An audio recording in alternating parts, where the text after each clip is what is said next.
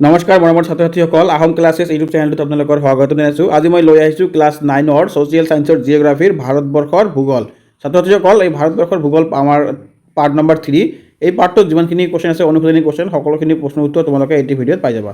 গতিকে তোমালোকে ভিডিঅ'টো স্কিপ নকৰি চাই থাকিবা, তোমালোকৰ এক্সামৰ কাৰণে খুবেই সুবিধা হ'ব। প্ৰথমত আহা ভাৰতবৰ্ষৰ ভৌগোলিক অৱস্থানৰ বিষয়ে লিখা। আমাৰ ভাৰতবৰ্ষৰ যিটো ভৌগোলিক অৱস্থান আছে মানে ভাৰতবৰ্ষৰ চাৰিসীমা বা ভাৰতবৰ্ষত কি আছে নাই এইবিলাকৰ বিষয়ে আমাক অলপ জানিবলৈ কৈছে।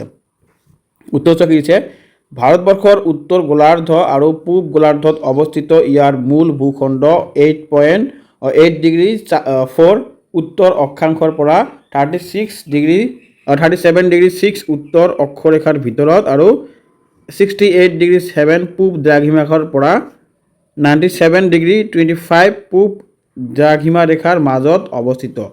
কৰ্কট ক্ৰান্তীয় ৰেখাডাল 23°30 উত্তৰ ভাৰতৰ প্ৰায় সোঁমাজেৰে পাৰ হৈ গৈছে। ইয়াত কৈছে আমাৰ যে ভাৰতৰ যেনেকুৱা তোমালোকে আগতে পাই আহিছে ক্লাছ 7ত বা 8ত অক্ষাংশৰ দ্ৰাঘিমাংশ পৃথিৱীত যেনেকুৱা দিয়া আছে, এইটো পৃথিৱীৰ চিহ্ন তোমালোকে এইবিলাক অক্ষাংশ থাকে আৰু এইবিলাক দ্ৰাঘিমাংশ থাকে আৰু সিধা সিধিকে যোৱা যিটো বিষুৱ ৰেখা আছে, কৰ্কট ক্ৰান্তি আছে আৰু মকৰ ক্ৰান্তি আছে, এই জাগাখিনৰ ভিতৰত আমাৰ ভাৰতবৰ্ষটো ক'ত আছে এনেকুৱা যি আছে এই যিবিলাক পইণ্ট চালা এই পইণ্ট হিচাপে আমাক পৃথিৱীখনক মাপিছে আৰু এই পইণ্ট হিচাপে আমাক কৈছে ভাৰতবৰ্ষখন পৃথিৱীখনৰ সেইখিনি জেগাত আছে। এইটো খুবেই ইম্পৰ্টেণ্ট হয়, তোমালোকে এইটো মনত ৰাখি ল'বা। 2 নম্বৰত কি দিয়া আছে, ভাৰতৰ উপকূল ৰেখাৰ মুঠ দৈৰ্ঘ্য কিমান? দ্বীপপুঞ্জসমূহক সামৰি ভাৰতৰ উপকূল ৰেখাৰ মুঠ দৈৰ্ঘ্য হৈছে প্ৰায় 7,516 কিলোমিটাৰ। তাৰপিছত আহা তোমালোকে কুৱেশ্যন নম্বৰ 3, ভাৰতৰ মুঠ স্থলসীমাৰ দৈৰ্ঘ্য কিমান? আমাৰ ভাৰতৰ মুঠ স্থলসীমাৰ দৈৰ্ঘ্য কিমান আছে? ভাৰতৰ মুঠ স্থলসীমাৰ দৈৰ্ঘ্য প্ৰায় 15,200 কিলোমিটাৰ। তাৰপিছত আহা তোমালোকে কুৱেশ্যন নম্বৰ 4, ভাৰতৰ ভূখণ্ড সম্পৰ্কে এটি চমু টোকা লিখা। উত্তৰটো কি হ'ব আমাৰ? ভাৰতবৰ্ষ পৃথিৱীৰ 7ম বৃহৎ দেশ। ইয়াৰ মুঠ মাটিকালি প্ৰায় 32.8 লাখ বৰ্গ কিলোমিটাৰ। ইয়াৰ উত্তৰে বিশাল হিমালয় পৰ্বতমালা, দক্ষিণে ভাৰত মহাসাগৰ, পূবে বংগোপসাগৰ আৰু পশ্চিমে আৰৱ সাগৰ অৱস্থিত। ভাৰতৰ ভূখণ্ডৰ ভূ-প্ৰাকৃতি বৈচিত্ৰ্যময়, য'ত পৰ্বত, মালভূমি, সমভূমি আৰু মৰুভূমি দেখা পোৱা যায়। তাৰপিছত তোমালোকে আহা কুৱেশ্যন নম্বৰ 5। কুৱেশ্যন নম্বৰ 5ত কি কৈছে, উত্তৰ ভাৰত আৰু দক্ষিণ ভাৰতৰ নদীসমূহৰ 4টা মূল পাৰ্থক্য লিখা। ইয়াৰ উত্তৰটো কি হৈছে আমাৰ? উত্তৰ ভাৰত আৰু দক্ষিণ ভাৰতত দিয়া আছে যেনেকুৱা আমাৰ প্ৰথমটো কি চোৱা, ইয়াতে তোমালোকে চাবা এইটো উত্তৰ ভাৰত আৰু এইটো দক্ষিণ ভাৰত আৰু ইয়াৰ পাৰ্থক্য 1ৰ পৰা ইয়ালৈকে এটা হ'ব আৰু এইটো হ'ব আমাৰ কি দক্ষিণ ভাৰতৰ পাৰ্থক্য। তোমালোকে মনত ৰাখি ল'বা, মানে 1 নম্বৰ এটাতে দুটা আছে, প্ৰথমটো হ'ব উত্তৰ ভাৰত আৰু 2 নম্বৰটো হ'ব 1 নম্বৰে নেক্সট 1 নম্বৰটো হ'ব দক্ষিণ ভাৰত। যেনেকৈ ইয়াত চোৱা, এইবোৰ বৰফ গলা পানীৰে পুষ্টি, গতিকে গোটেই বছৰ পানী থাকে। এইটো হ'ল উত্তৰ ভাৰতত। আৰু দক্ষিণ ভাৰত হ'ব কি হ'ব, এইবোৰ বৰষুণৰ পানীৰে পুষ্ট, গতিকে খৰালি কালত পানী শুকাই যায়। তাৰপিছত আহা তোমালোকে 2 নম্বৰটো কি হৈছে, নদীসমূহ যথেষ্ট দীঘল আৰু বিশাল অৱবাহিকাযুক্ত। তাৰপিছত 2 নম্বৰ কি আছে, নদীসমূহ তুলনামূলকভাৱে চুটি। 3 নম্বৰটো কি হৈছে আমাৰ, এই নদীসমূহে সমভূমি সৃষ্টি কৰে আৰু যাতায়াতৰ বাবে উপযোগী।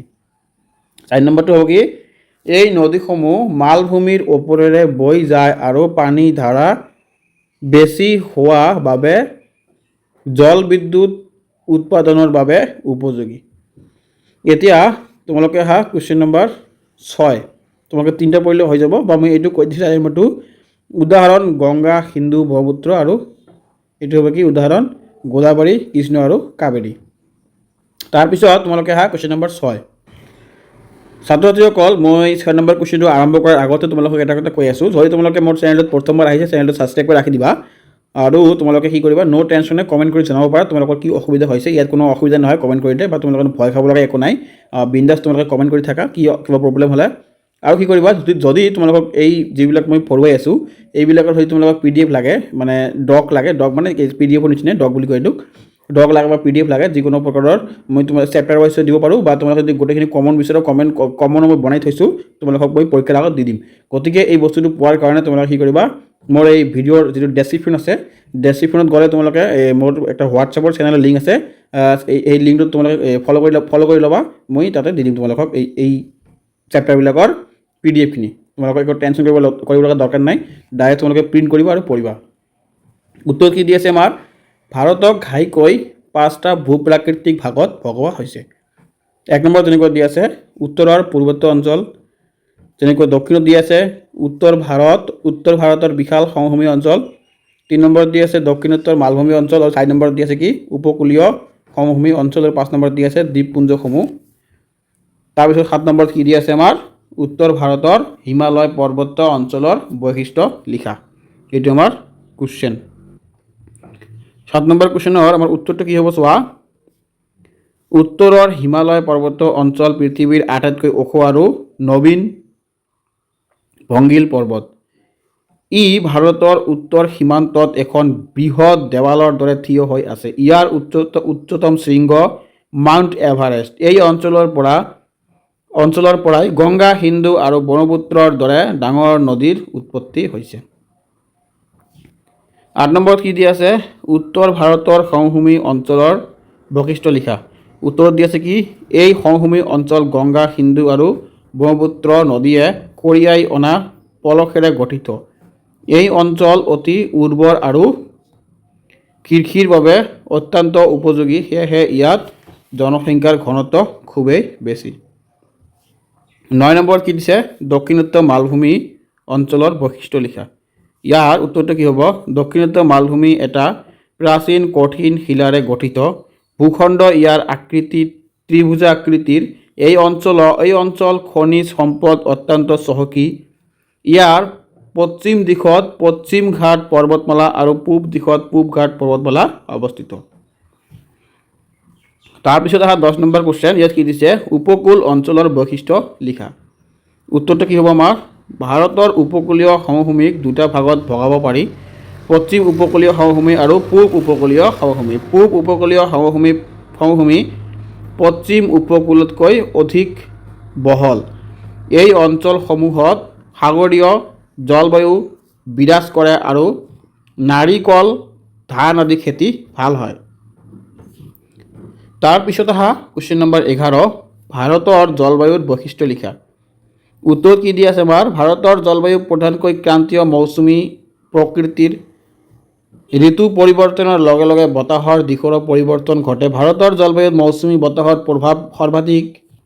ইয়াত গ্ৰীষ্মকালত অত্যাধিক গৰম আৰু বৰষুণ হয়, আনহাতে শীতকালত বতৰ শুকান আৰু শীতল থাকে।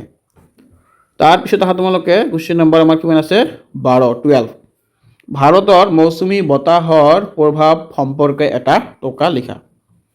উত্তৰটো কি হ'ব ভাৰতৰ কৃষি আৰু অৰ্থনীতি সম্পূৰ্ণৰূপে মৌচুমী বতাহৰ ওপৰত নিৰ্ভৰশীল। গ্ৰীষ্মকালত দক্ষিণ পশ্চিম মৌচুমী বতাহে প্ৰচুৰ জলীয় ভাৱ কঢ়িয়াই আনে আৰু সমগ্ৰ দেশতে বৰষুণ দিয়ে। এই বৰষুণৰ ওপৰত ভিত্তি কৰিয়েই ভাৰতত ধান, মৰাপাট আদিৰ খেতি কৰা হয়। মৌচুমী বতাহৰ অনিশ্চয়তাৰ বাবে কেতিয়াবা বানপানী আৰু কেতিয়াবা খৰাং পৰিস্থিতিৰ আমাৰ কি হয় সৃষ্টি হয়। কুৱেশ্যন নম্বৰ 13 কি কৈছে ভাৰতৰ বৰষুণৰ বিতৰণ সম্পৰ্কে এটি আভাস দিয়া। উত্তৰটো কি হ'ব ভাৰতৰ বৰষুণৰ বিতৰণ অতি অসম। মেঘালয়ৰ মৌচিনৰাম আৰু চেৰাপুঞ্জীৰ দৰে ঠাইত পৃথিৱীৰ ভিতৰত আটাইতকৈ বেছি বৰষুণ হয়, আনহাতে ৰাজস্থানৰ থাৰ মৰুভূমি আৰু লাডাখত অতি কম বৰষুণ হয়। পশ্চিম ঘাট পৰ্বতৰ পশ্চিম ঢাল আৰু উত্তৰ পূব ভাৰতত বৰষুণৰ পৰিমাণ বেছি। 14 নম্বৰত কি দি আছে ভাৰতৰ উদ্ভিদসমূহক কেই ভাগত ভগোৱা হৈছে লিখা। ইয়াৰ উত্তৰটো কি হ'ব ভাৰতৰ উদ্ভিদক ঘাইকৈ 5 ভাগত ভগোৱা হৈছে। 1 নম্বৰত কি দি আছে আমাৰ ক্ৰান্তীয় চিৰসেউজীয়া উদ্ভিদ। 2 নম্বৰত দি আছে ক্ৰান্তীয় পৰ্ণপাতী বা পৰ্ণমোচী উদ্ভিদ। 3 নম্বৰত দি আছে কাইটিয়া মেৰু উদ্ভিদ। 4 নম্বৰত কি দিয়া আছে আমাৰ পৰ্বত্য উদ্ভিদ 5 নম্বৰত কি দিয়া আছে জোৱাৰ ভাটা বা মেনগ্ৰেভ উদ্ভিদ 15 নম্বৰত কি দিয়া আছে আমাৰ ভাৰতৰ চিৰসেউজীয়া উদ্ভিদৰ বৈশিষ্ট্য কি উত্তৰটো কি হ'ব এই উদ্ভিদবোৰ অতি বেছি বৰষুণ হোৱা 200 সেন্টিমিটাৰতকৈ বেছি বা অঞ্চলত পোৱা যায় এই গছবোৰৰ পাত বছৰৰ কোনো সময়তে একেলগে খহি নাযায় সেয়েহে ইয়াক চিৰসেউজীয়া বুলি কোৱা হয় এই গছবোৰ বহুত ওখ আৰু ঘন হয় তাৰপিছত আহা তোমালোকে কোৱেশ্চন নম্বৰ 16 ভাৰতৰ পৰ্বত্য উদ্ভিদৰ বৈশিষ্ট্য লিখা ইয়াৰ উত্তৰটো কি হ'ব আমাৰ উচ্চতা বৃদ্ধিৰ লগে লগে পৰ্বত্য উদ্ভিদৰ পৰিৱৰ্তন ঘটে কম উচ্চতাত মিশ্ৰিত অৰণ্য আৰু অধিক উচ্চতাত হিমালয়ৰ দৰে অঞ্চলত সৰলবৰ্গীয় উদ্ভিদ যেনে পাইন ফাৰ দবদাৰ পোৱা যায় এই গছবোৰৰ পাতবোৰ বেজীৰ দৰে জোঙা তাৰপিছত আহা তোমালোকে কোৱেশ্চন নম্বৰ 17 ভাৰতৰ বৰ্তমান জনসংখ্যা কিমান ইয়াৰ ঘনত্ব কিমান উত্তৰত কি দিয়া আছে আমাৰ শেহতীয়া তথ্য অনুসৰি ভাৰতৰ জনসংখ্যা প্ৰায় 144 কোটিৰো অধিক ইয়াক আমাৰ কিমান চনত কৰা হৈছে 2011 চনৰ লোকপিয়ল মতে 121 কোটি আছিল তাৰপিছত আহা তোমালোকে ভাৰতৰ জনসংখ্যাৰ গড় ঘনত্বৰ প্ৰতি বৰ্গ কিলোমিটাৰ প্ৰায় 464 জন তাৰপিছত আহা তোমালোকে কোৱেশ্চন নম্বৰ 18 জনপ্ৰব্ৰজন কেই প্ৰকাৰ আৰু কি কি ইয়াৰ উত্তৰটো হ'ব কি জনপ্ৰব্ৰজন প্ৰধানকৈ দুই প্ৰকাৰৰ যেনেকুৱা দিয়া আছে আমাৰ 1 নম্বৰত কি আভ্যন্তৰীণ প্ৰব্ৰজন মানে দেশৰ ভিতৰতে হোৱা আৰু 2 নম্বৰতে কি হৈছে অন্তঃৰাষ্ট্ৰীয় প্ৰব্ৰজন এখন দেশৰ পৰা আন এখন দেশলৈ হোৱা 19 নম্বৰত কি দিয়া আছে জনপ্ৰব্ৰজনৰ ফলত ভাৰতত কেনে প্ৰভাৱ পৰিছে উত্তৰটো কি হ'ব জনপ্ৰব্ৰজনৰ ফলত ভাৰতত জনসংখ্যাৰ বিতৰণৰ পৰিৱৰ্তন ঘটিছে ইয়াৰ ফলত চহৰ অঞ্চলত জনসংখ্যাৰ হেঁচা বৃদ্ধি পাইছে যাৰ ফলত বাসস্থান খোৱা পানী আৰু নিবনুৱা সমস্যাৰ সৃষ্টি হৈছে আনহাতে এই দেশৰ অৰ্থনৈতিক উন্নয়ন আৰু সাংস্কৃতিক আদান প্ৰদানত সহায় কৰে 20 নম্বৰত কি দিয়া আছে আমাৰ ভাৰতৰ অৰ্থনীতিৰ মূল বৈশিষ্ট্যসমূহ লিখা ইয়াৰ উত্তৰটো কি হ'ব আমাৰ 1 নম্বৰত দিয়া আছে ভাৰত এখন উন্নয়নশীল মিশ্ৰ অৰ্থনীতিৰ দেশ 2 নম্বৰত দিয়া আছে কৃষি হল ভাৰতীয় অৰ্থনীতিৰ মূল ভেটি 3 নম্বৰত দিয়া আছে কি জনসংখ্যাৰ অধিক হেঁচা আৰু 4 নম্বৰত দিয়া আছে কি শেহতীয়াভাৱে সেৱা খণ্ড আৰু উদ্যোগ খণ্ডৰ দ্ৰুত বিকাশ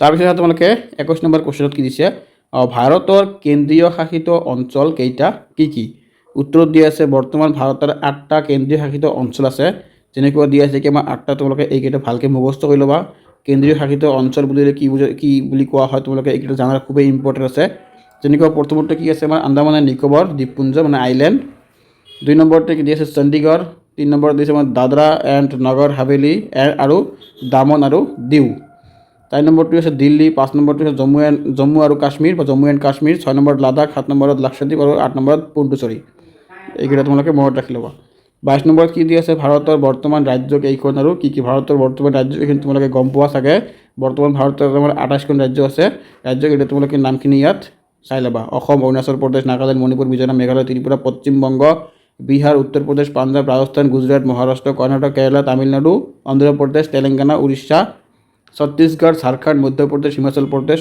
উত্তৰাখণ্ড হাৰিয়ানা গোৱা আৰু ছিকিম তোমালোকে ভালকৈ এইকেইটা জানি ল'বা ছাত্ৰ ছাত্ৰীসকল এইটো চাগে মোৰ লাষ্ট কোৱেশ্চন হ'ব এই ভিডিঅ'টোত ভিডিঅ'টো সামৰণি মাৰিম আৰু টাইম নাই বেছি সময় নালাগে ভাৰতৰ শেহতীয়াকৈ গঠন হোৱা ৰাজ্যখন কি এইটো তোমালোকৰ অলপ ইম্পৰ্টেণ্ট আছে এইটো কোৱেশ্চন তোমালোকে চাব পাৰা ভালকৈ শেহতীয়াকৈ গঠন হোৱা ৰাজ্য হৈছে আমাৰ তেলেংগানা 2014 চনত গঠন হৈছিল আৰু ইয়াৰ মাটিকালি দি আছে ইয়াত এইবিলাক নালাগে তোমালোকক জাষ্ট দি দিছে জাষ্ট তোমালোকে পাৰিলে জানি ল'বা সো ছাত্ৰ ছাত্ৰীসকল আজিৰ ভিডিঅ'টো মই ইয়াতে শেষ কৰিলোঁ ধন্যবাদ তোমালোকৰ ভালকৈ পঢ়া আৰু তোমালোকৰ কিবা প্ৰব্লেম হ'লে কি কৰিবা কমেণ্টত জনাবা মই তোমালোকৰ কাৰণে আৰু বেষ্ট লৈ অহাৰ কাৰণে চেষ্টা কৰিম তোমালোকে নিঃসন্দেহ কমেণ্টত কিবা লিখিবা বা কিবা অসুবিধা জনাবা কমেণ্টত তো ধন্যবাদ ভালকৈ পঢ়িবা